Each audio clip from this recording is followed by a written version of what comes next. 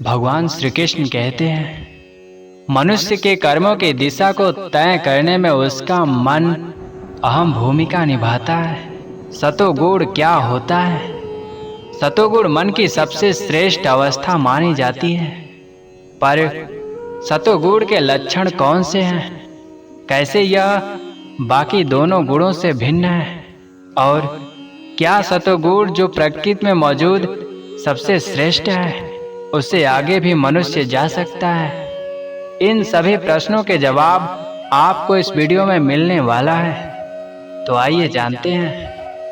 मन की वह उच्चतम स्थिति जब उसे स्वयं की और संसार की हकीकत पता चल जाए, तो इस ज्ञान से मन को मिल रही शांति मन की सतोगुणी अवस्था कहलाती है। दूसरे शब्दों में कहें तो जब इंसान स्वयं को जान लेता है, अर्थात उसे मालूम हो जाता है कि मैं कौन हूँ, मन क्या है, मन दुनिया में क्यों भटकता है, ये मन क्या पाना चाहता है, और साथ ही उसे दुनियादारी का भी एहसास हो जाता है और उसे मालूम हो जाता है कि इंसान का पैसे के पीछे भटकना व्यर्थ है।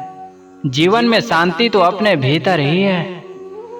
तो इस ज्ञान के स्वरूप जब मन इधर उधर भागना बंद कर देता है, तो मन की यह अवस्था सतोगुणी अवस्था के रूप में जानी जाती है। अतः हम कह सकते हैं कि एक सतोगुणी व्यक्ति बोधवान पुरुष होता है, जो तामसिक और रजोगुण जीवन से आगे निकलकर प्रकृति में मौजूद सबसे सर्वोत्तम अवस्था में पहुंच जाता है। तामसिक व्यक्ति के लिए जहां बेहोशी, आलस्य ही प्यारा होता है, वहीं एक राजसिक व्यक्ति के चेतना महत्वाकांक्षी होती है। माने उसके भीतर दुनिया में मान सम्मान, रुपया पैसा कमाने की ललक बनी रहती है। इसलिए आमतौर पर राजसिक से सात्विक जीवन की तरफ बढ़ने की यात्रा बेहद कम लोग पार कर पाते हैं। सच्चाई ये है कि राजसिक जीवन जीने वाले बहुत कम लोग ये मालूम करते हैं कि जीवन में सुख सुविधाएं होने के बावजूद क्यों उनके जीवन में असीम दुख है, जबकि आनंद बहुत कम है। वे लोग जो इस मूल प्रश्न का उत्तर गहराई से खोजने का प्रयास करते हैं, वे अंततः जान लेते हैं कि प्रकृति के अधीन रहकर इन दुखों का जीवन में होना सामान्य है। अतः ऐसे लोग चूंकि ज्ञानी हो चुके होते हैं, वे दुनिया से फालतू की उम्मीदें नहीं करते। वे एक शांत और स्थिर जीवन जीने लगते हैं। सतोगुणी व्यक्ति स्वयं में संतुष्ट रहता है। उसके मन में जीवन के प्रति द्वेष और कामनाएं निम्न हो जाती हैं। सतोगुणी व्यक्ति के जीवन में अच्छी बुरी घटना बाहरी तौर पर घटती रहती है, लेकिन भीतर ज्ञान के कारण वह शांत रहता है। सांसारिक दुनिया से कुछ पाने की दौड़ जो आम लोगों में होती है, वह दौड़ सतोगुणी व्यक्ति के जीवन से समाप्त हो जाती है। सतोगुणी व्यक्ति के लिए ईश्वर परमात्मा की भक्ति ही उसे अपार आनंद की अनुभूति करवाती है। भजन कीर्तन से दिल को मिलने वाला सुकून बेहद विशेष होता है। सतोगुणी व्यक्ति चूंकि बोधवान होता है, लेकिन फिर भी वो अहम भाव में जीता है। सतोगुणी जीवन व्यतीत करने के लिए सर्वप्रथम आपको यह निर्धारित करना होगा कि इस समय आप किस तल का जीवन जी रहे हैं। अगर आप बिल्कुल निम्न कोटि का यानी तामसिक जीवन व्यतीत कर रहे हैं, तो आपको आलस्य हटाकर जीवन में थोड़ा सा महत्वाकांक्षी होना होगा। आपको ज्यादा नहीं, दुनिया में इतना तो अर्जित करना ही है, जिससे कि आपको पैसे के लिए और अन्य जरूरतों के लिए दूसरों पर बोझ ना बनना पड़े। अब एक बार आप राजसिक जीवन जीने लगते हैं, तो जीवन में बहुत कुछ ऐसा मिल जाता है जिसे पाने से आपको असीम आनंद और सुख मिल जाता है। पर आप पाते हैं जो सुख आनंद की अनुभूति आपको हुई है वो सिर्फ कुछ पलों के लिए है।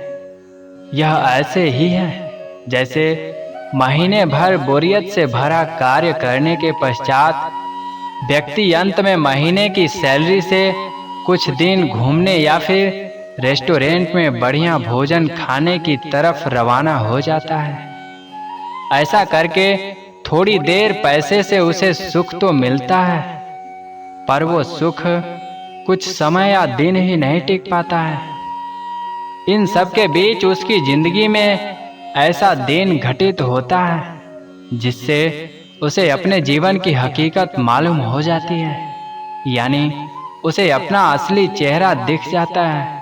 अर्थात एक दिन उसे आध्यात्मिक ग्रंथों या एक अच्छे गुरु की सहायता से उसे अपने जीवन की समस्याओं का मूल कारण पता चलता है।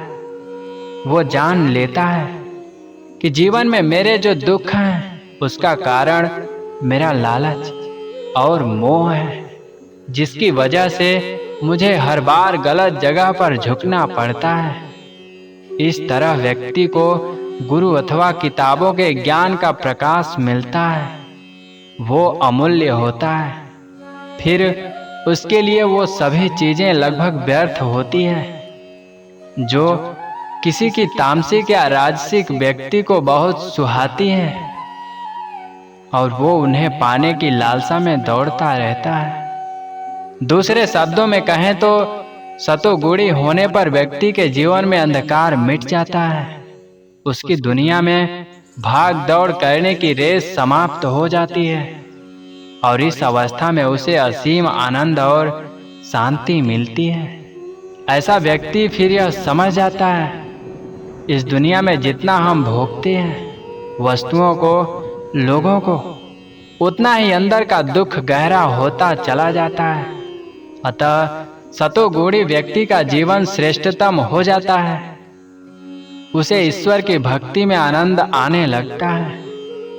बाहर उसके जीवन में कुछ भी घटता है उसे कुछ प्रभाव नहीं पड़ता। अंदर से चूंकि उसका मन शांत और अविचलित रहता है, क्योंकि सतोगुण परम आनंद की अवस्था होती है।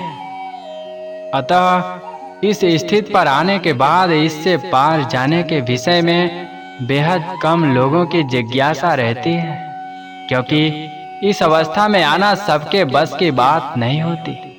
जो ज्ञान आपको मिला होता है उस ज्ञान से जीवन में निश्चित रूप से एक आनंद शांति मिलती है।